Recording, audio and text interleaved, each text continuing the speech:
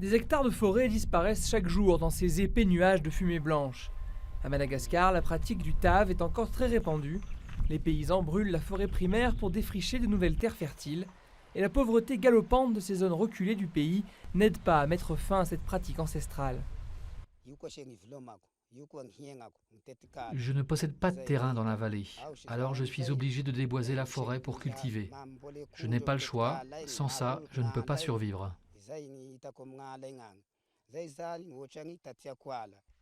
Près de la ville de Ranomafan, Jean Réal, son voisin, est l'une des premières victimes de ce déboisement sauvage.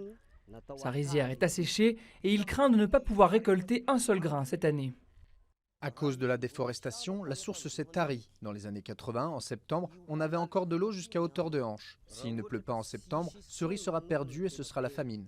Face au manque de moyens des pouvoirs publics, plusieurs ONG soutenues par l'Agence française de développement se mobilisent pour aider les paysans à lutter contre la déforestation. Une forêt qui est coupée, elle va être fertile le terrain va être fertile pendant 3 ans, mais ensuite il ne le sera plus, donc il va falloir trouver de nouveaux terrains, toujours de nouveaux terrains. C'est la disparition des ressources en eau, puisque la terre est un réservoir d'eau qui ensuite va être restitué pour l'agriculture, pour les usages domestiques, etc.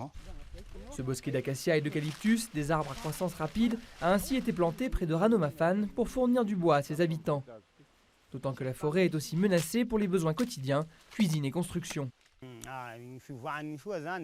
Grâce à ce reboisement, on ne va plus se servir dans la forêt pour notre charbon ou pour construire nos maisons. Mais à Madagascar, 9 personnes sur 10 vivent toujours sous le seuil de pauvreté et les alternatives au TAV sont encore bien trop rares.